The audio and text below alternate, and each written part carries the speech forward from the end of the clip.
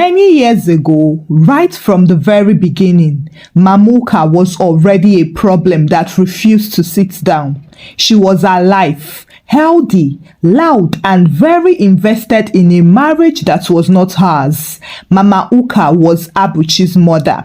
Abuchi was her only son, her final product, and her evidence that life had not wasted her strength. Unfortunately, from the day Abuchi married Nonye, Mamuka decided that marriage was now a joint project. Nonye entered the family peacefully. She was respectful, soft-spoken, and patient. She believed strongly that elders should be honored. Well, what she did not know was that Mamuka had turned honor into a weapon. Mamuka lived with them, not temporarily, permanently. She announced it on the first day she came with confidence. As she sat down comfortably in the sitting room, she said, "In my old age, I cannot be moving around though. I am here to stay." Abuchi nodded like a child seeking approval, while Nonye smiled politely and carried her box inside. That was how the correction began. Mamuka corrected everything. She corrected how Nonye swept the floor. She corrected how she arranged plates. She corrected how she laughed. She corrected how she greeted visitors. She even corrected how she breathed. "Is that how your mother trained you?" she would ask loudly. As a result, Nonye learned to apologize even when she did not understand the offense. The house was never quiet because even silence was corrected. Mamuka believed strongly that prayers must also be supervised. Every morning, Nonye knelt down to pray. She liked praying quietly and speaking gently. She liked focusing, but Mamuka hated that. One morning, as Nonye knelt by the bed and began, "Our Father who art in heaven," Mamuka entered and cleared her throat loudly. "Speak up," she commanded. "Do you think God has time to be straining his ears?" Nonye nodded and raised her voice slightly. "Our Father." Mamuka shook her head again. "Your back is bending too much. Kneel very well." Nonye adjusted. Abuchi just stood beside the door pretending to be busy with his phone.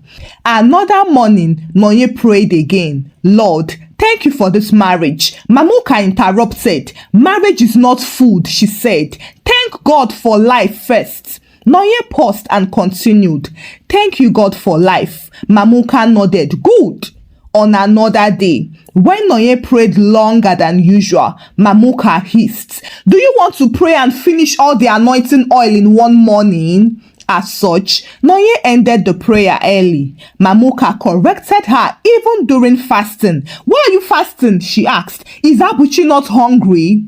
When Nonye cooked, Mamuka stood behind her like a supervisor who had no shift end. She would rain down complaints upon complaints. If she said salt is too much, Nonye would add more salt. If she said the oil is small, Nonye would pour more oil. Then if she shouted, "Why are you turning the soup like that?" Nonye would remove the spoon from the pot.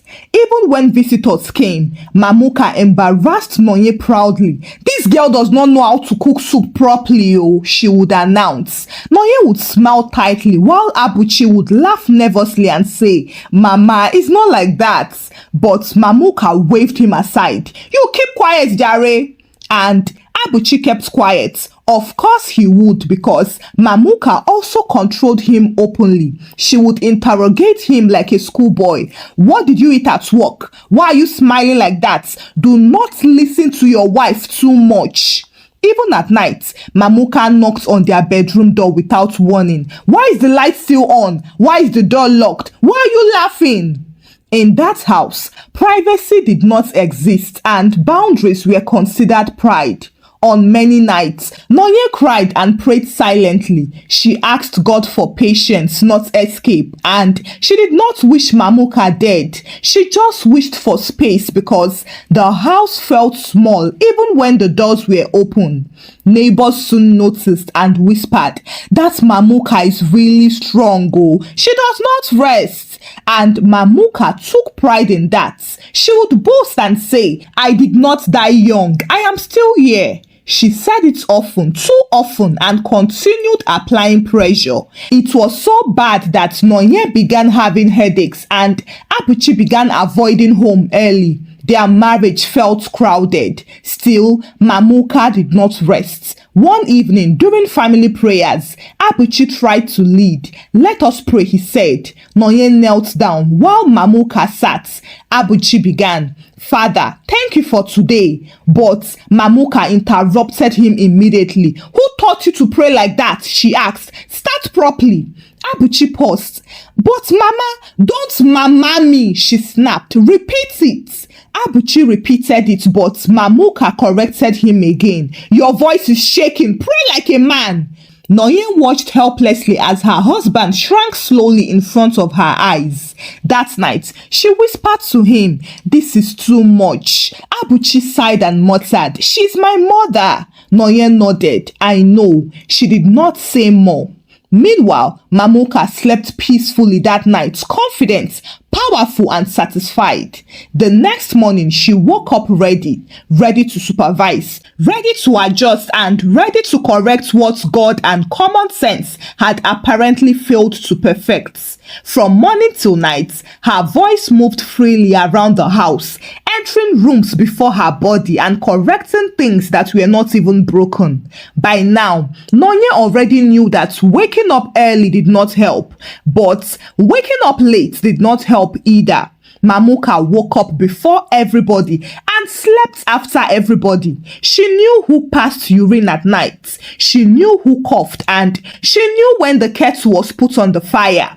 One morning, Nonye entered the kitchen quietly to make tea. She had barely placed the kettle on the stove when Mamuka appeared behind her like a shadow that paid rent. "Why are you putting the kettle like that?" she asked. Nonye turned, startled. "Like what?" "That side," Mamuka said, pointing angrily. "Fire will not enter it very well." Nonye shifted the kettle, but still, Mamuka shook her head. "Your generation does everything anyhow." Nonye said nothing. As the water boiled, she reached for a cup, but Mamuka asked, "Why that cup? Is it clean?" Nonye checked it again and nodded. "Yes, ma." Mamuka sniffed it and said, "It smells like cupboard." But Nonye poured the tea anyway. Mamuka watched her drink and said, "You did not wash your mouth properly. Morning mouth is dangerous." Nonye swallowed with difficulty. By the time Abuchi entered the kitchen that morning, the tea had lost its taste. He greeted his mother. "Good morning, Mama." Mamuka nodded and said, "Sit." Abuchi sat. Nonye tried to greet her again. "Good morning, Mama." But Mamuka stared at her and glared. "Did you not greet before?" Nonye nodded. "I did." "Then greet again," Mamuka said. "Properly this time." Nonye greeted again, and Mamuka nodded in satisfaction. When Abuchi was about to leave for work, Mamuka followed him to the door. "Don't eat outside," she warned. "Your wife is cooking at home." Abuchi nodded obediently. As the door closed, Mamuka turned sharply to Nonye. "Why did you not remind him about his lunch flask?" Nonye blinked. He did not mention. "You should know," Mamuka snapped. "A good wife knows." Nonye apologized again.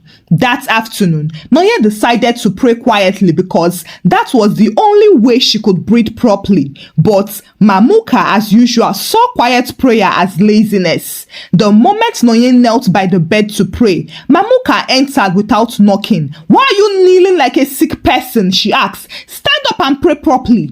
Nonye stood. "Raise your hands," Mamuka commanded. Nonye raised them. "Why are you closing your eyes?" Mamuka continued. "Do you want to sleep?" Nonye opened her eyes. Mamuka nodded. "That is better." Nonye ended up rushing the prayer because she had lost the appetite to pray, but Mamuka interrupted her again. "You are praying as if you are rushing to go somewhere." And so Nonye stopped praying completely. Mamuka also monitored laughter. One evening, Abuchi and Nonye were laughing in their room. Mamuka knocked hard and asked, "What is funny?" Abuchi replied, "Nothing, Mama." "Nothing should not be funny," Mamuka said. "You people should sleep." Mamuka even corrected Nonye's dreams. One morning, Nonye casually mentioned that she dreamt about her late father. Mamuka frowned. Why are you dreaming of dead people? That is not good.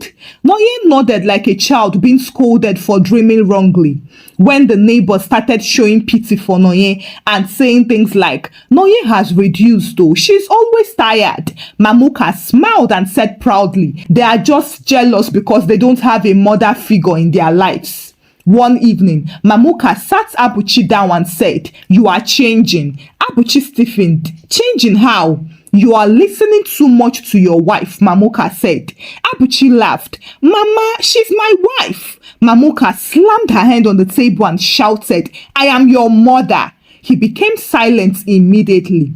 That night, Abuchi did not talk much. Nonye noticed and asked, what happened? Abuchi sighed and muttered, she's my mother. Nonye nodded again. She was becoming very good at nodding.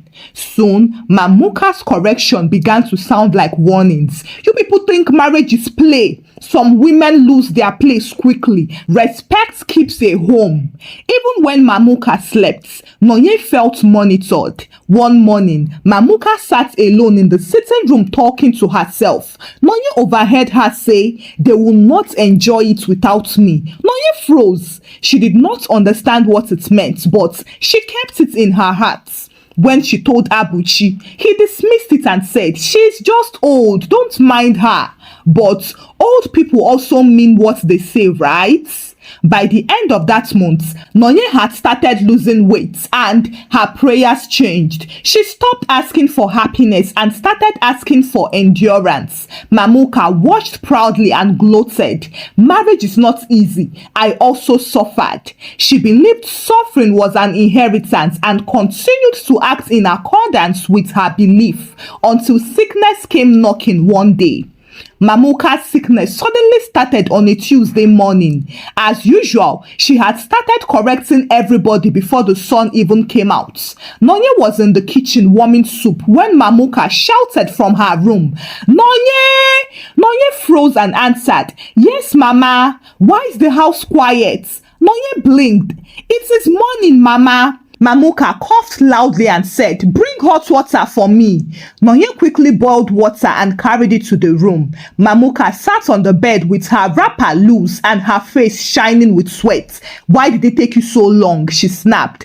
I came immediately, ma, Nonye replied. Mamuka waved her hand. You people will not finish me. However, by afternoon, the cough worsened and she also complained of body pain, headache, and heat inside her chest. This sickness is strange, she said. It is not ordinary.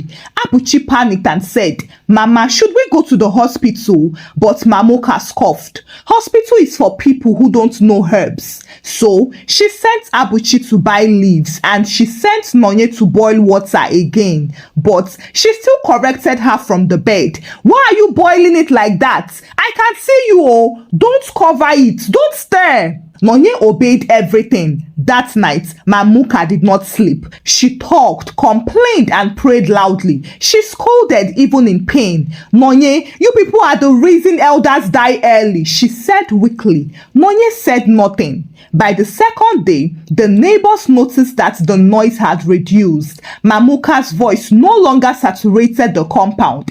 Instead, coughing replaced correction. Some women gathered and began gossiping. This sickness is serious, so she was strong yesterday. She does not rest. Abuchi looked worried while Nonye looked tired. They finally convinced Mamuka to go to the hospital. But in the hospital, Mamuka refused to answer questions properly. How long have you been coughing? The doctor asked. Since people started stressing me, Mamuka replied. The doctor looked at Abuchi and said, her blood pressure is high. Mamuka laughed weakly and said, pressure from wickedness, I guess. Nonye looked away. Mamuka was admitted that same day and later that night in the hospital ward. She held Abuchi's hands tightly and whispered, you must not allow your wife to control you. Abuchi nodded automatically. Mamuka then turned to Nonye and said, you must respect this house even after I leave. Nonye nodded. Well, nobody said anything about death, but death was already sitting quietly on a plastic chair waiting. On the third day, Mamuka's condition worsened. She started talking strangely. She called names that were not there and corrected invisible people. She would suddenly say, "Is that how you sweep?"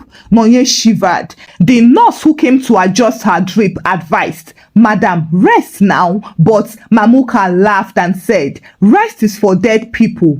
Those words landed heavily. That night, Mamuka called Nonye closer. "Come." Nonye moved closer. "You think I don't know?" Mamuka whispered. "I see everything." Nonye's heart pounded. "See, even when I am gone, this house will still listen to me." Nonye swallowed hard and nodded. Abuchi was asleep in the chair beside the bed. Mamuka squeezed Nonye's hands tightly and said, "Don't relax too much." Nonye nodded slowly as tears filled her eyes. Finally, at dawn, Mamuka took one deep breath, then another, then she stopped breathing. The nurse rushed in and doctors followed. The machines beeped briefly, then went quiet. Mamuka was pronounced dead. Just like that, the room fell silent. Abuchi screamed while Nonye stood frozen. Just like that, the voice that filled the house disappeared. Mamuka's burial was fast, loud and dramatic. She was praised by people who said she was strong. She spoke the truth. She did not fear anybody.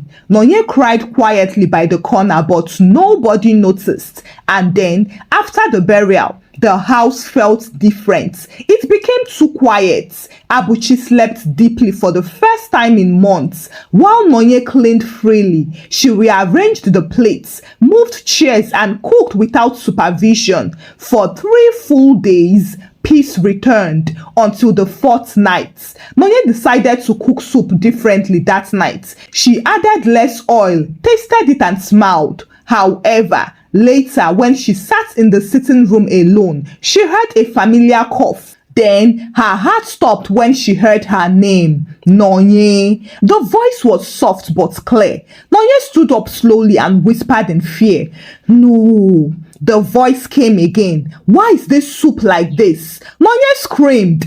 Abuchi rushed in and asked, "What happened?" "She spoke," Nonye cried. "She spoke. I heard her." Abuchi frowned. "Who?"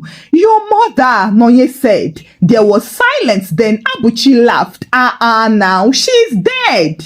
However, that same night, the plates rearranged themselves and the chair Mamuka liked changed position. It was obvious that the house was quiet but not empty. Mamuka had died, but she had not rested. After that first night, Nonye stopped sleeping properly. Her sleep became short and shallow, like water poured into a cracked bowl. Each time she closed her eyes, she listened, not with her ears alone, but with her entire body. The house no longer felt like mere walls and furniture. It now felt like an altar of presence. Meanwhile, Abuchi tried to pretend that nothing was wrong. He kept saying, "She's gone, maybe it is stress." But everyone knows that stress does not fold wrappers, stress does not move chairs, and stress does not cough exactly the way Mamuka coughed. Well, on the second night, Abuchi heard it himself. He was brushing his teeth when the bathroom light went off suddenly. Not power failure, just darkness. He called, "Nonye!" But before she answered, a familiar voice came from behind him. "Who taught you to leave the light on?" Abuchi froze. The toothbrush slipped from his hand. The voice was sharp. It corrected him exactly the way Mamuka used to. Abuchi stood still for a long moment as his heart beat loudly in his ears. "Nonye!" he called again, this time with more fear. Nonye ran to him, saw his expression, and asked before he even spoke. "You heard it?" Abuchi nodded slowly. That night, they did not sleep at all. They sat in the sitting room until morning with the lights on. Both of them were afraid to even speak too much. And then, at exactly 5 a.m., the chair Mamuka used to sit on shifted slightly. Just slightly, but it was enough to be noticed. Nonye screamed. Abuchi held her, and that was when his denial disappeared. This is not normal, he said. Nonye laughed bitterly. I told you.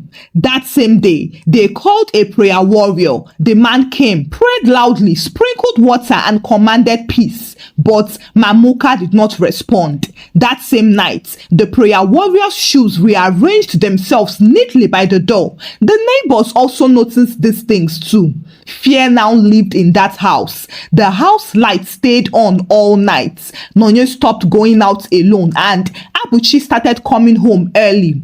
Well, Mamuka's presence was selective. She appeared only when Nonye did something she never approved of. When Nonye changed the curtain color, the curtain fell at night. When Nonye moved Mamuka's stool, the stool returned to the position by morning. When Nonye cooked soup without enough oil swimming on top, the pot lid fell off. Mamuka even corrected verbally sometimes. Is that how to arrange a house? Who told you to move it? Respect does not die with people. Mind yourself.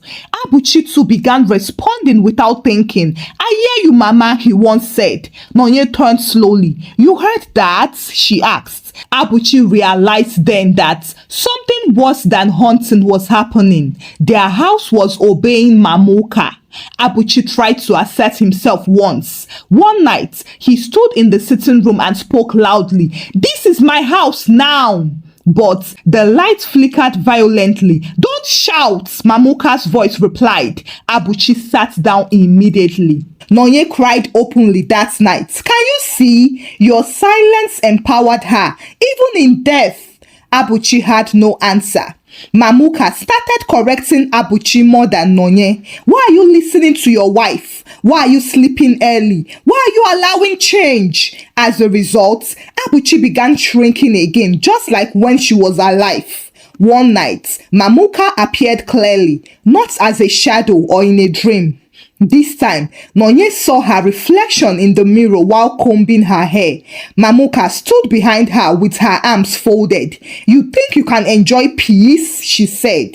Nonye dropped the comb. Abuchi entered and saw the reflection too. He screamed. From that night, Abuchi ran helter-skelter. He called elders. They burned incense and they prayed again, but nothing worked. After running from pillar to post, they met an old woman from the family who told them, this is not a ghost problem.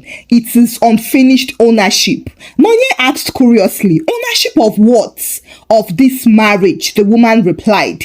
Abuchi felt shame rise in his chest. So, Mamuka had not rested because she had never released control. Even death did not remove her authority. That night, Mamuka spoke again. Some things must be left the way they are. The house shook lightly. Nonye held Abuchi tightly and whispered, we cannot run. We must end this. Abuchi nodded. For the first time since his marriage, he was ready to confront his mother, even if she was no longer alive. That night, the house made it clear that silence was no longer an option. But it was as if Mamuka knew what was about to happen because she came prepared to mark her territory. The sitting room fan turned on by itself slowly the way Mamuka liked it. The television also switched to a channel she used to watch. Nonye sat frozen on the couch while Abuchi stood in the middle of the room. He whispered, Mama. The fan stopped. Nonye urged him on. Some things must be said. Go ahead. For a long moment, nothing happened. Then Mamuka's voice came. You think I am wicked? But I was just protecting what is mine. Nonye braced herself and asked, what was yours? My son, Mamuka replied. My house, my authority. Abuchi dropped to his knees and started crying openly now. Mama, this is my marriage. The lights flickered once and Mamuka's voice came again. You never said that while I was alive. That sentence landed like a slap on Abuchi's face. He bowed his head. You enjoyed silence, Mamuka continued. You allowed correction to become law. Nonye felt tears run freely down her face. You framed me, Mama, Nonye said. You humiliated me. Silence followed. Then Mamuka spoke again, slower now.